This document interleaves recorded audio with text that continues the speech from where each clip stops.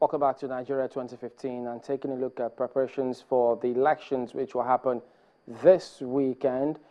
We still have Chief Bode Mustafa, Professor Akinye Bode, and Mr. Denta, who joins us from our studios in Abuja. Well, Chief Mustafa, about the integrity of the elections, listening and reading some comments here. Well, they seem happy with the introduction of the PVC and the card readers. Some of them just think that, look, no matter what happens, the result at the end of the day should be such that whoever wins or loses will say, well, yes, from the way things turned out, it was fair and square.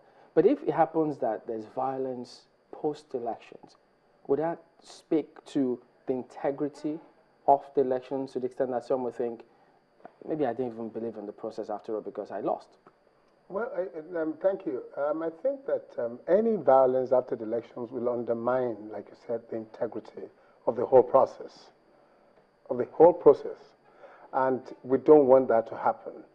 You see, we have been moving closer to getting it right since we came back into democracy in 1999. And now getting to the stage of using card readers to ensure that cards that are cloned will not be cleared, to ensure that the person who has a card, his fingerprint is the owner of the card and stuff like that. They're good innovations. And I believe that once, like today, the two parties have now agreed that when you finish voting, stay a few meters away and watch your vote counted.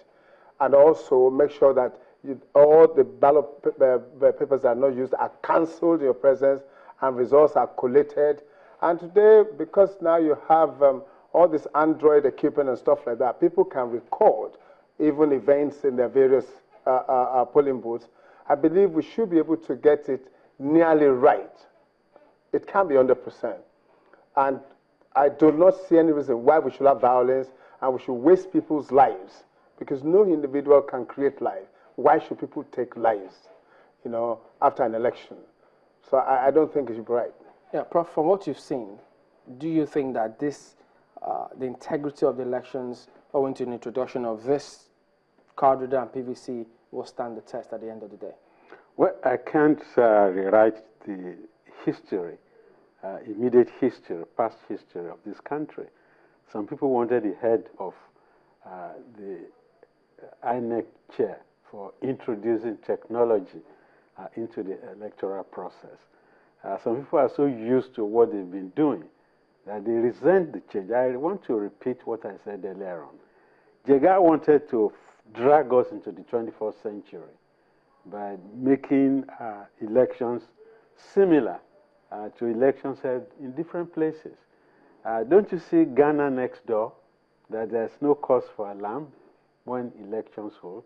Mind you, Ghanaians have changed ruling governments thrice. We have not had one opportunity. So in terms of political development, you could say that Nigerians are juveniles. We have a lot to learn from advanced democracies. But having said that, I believe those who have been spewing conspiracy theories will have to go back to the drawing board. Because Nigeria is the only country we all have, and if we destroy it, are we all going to become refugees in other countries? Because violence does not solve problems. At the end of any war, in fact, there has to be a roundtable discussion. I think what is very important is to develop consensus amongst the players, among the actors, among the operators, as to the necessity to fight clean. But once you introduce intimidation and incipient fascism into the political space, then integrity jumps out of the window. So for me, it's the political class that is on trial, because the world is watching us to see whether this group of blumbers will again bungle their elections. And if we do, there will be no hiding space for any of the actors. That's my gut reaction. All right, Mr. Denta, I mean, speaking about the integrity of the elections, if he'll pop up soon, I believe, about the integrity of the elections, you think that this time around, because one man, one vote, it will be at the end of the day, many hope, you think that we will scale this test this time?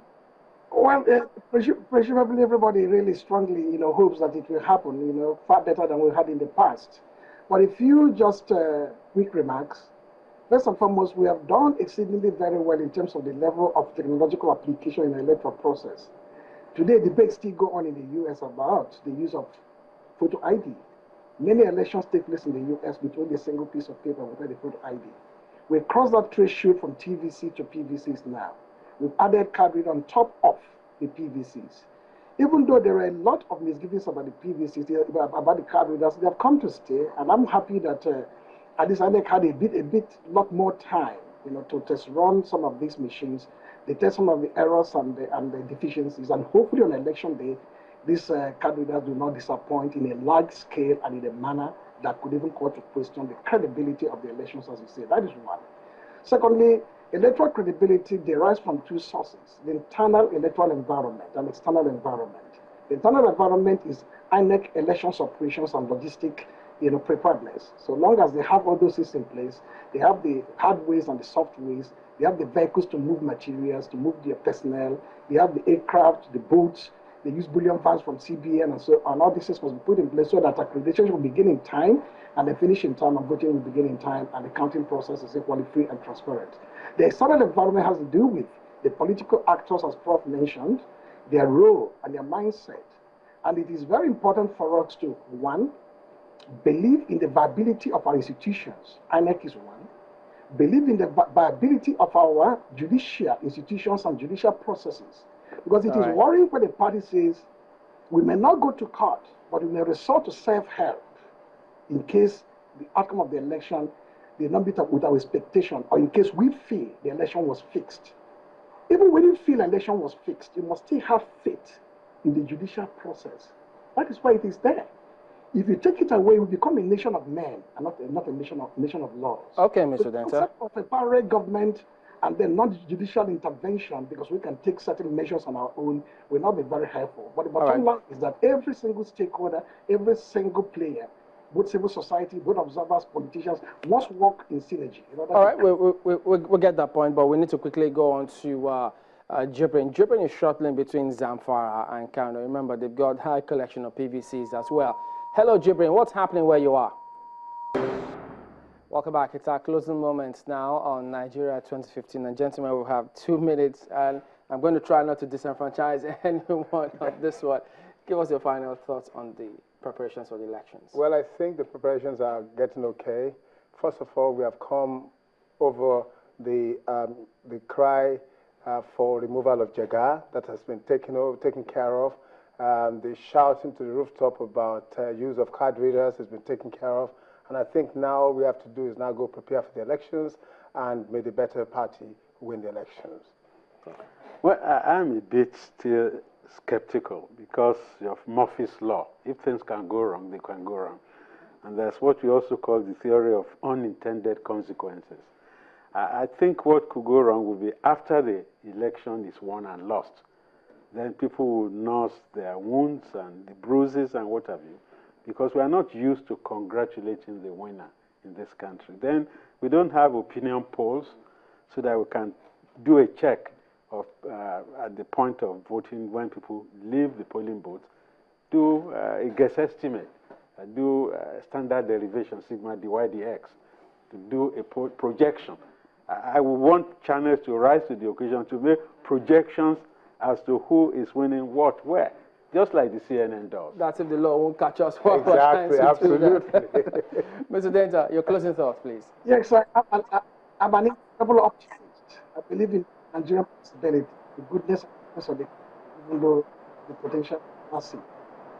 I will desire a free, fair, credible, transparent election. All the critical stakeholders will endorse, at the end of which there's a good logic will is and complete this transformation. All right, thank you very much indeed. Odenta is the Deputy Director of Media, PDP Presidential Campaign Organization. He joined us via Skype from Abuja. Chief Bode Mustafa is the DG, Ibikula Mboso Campaign Organization, and a member of the APC. And Mr. Akim Bode is a professor of international law, University of Lagos. Thank you all for coming today. Well, that's the program today. We thank you all for watching. From all of us here again today, Good night.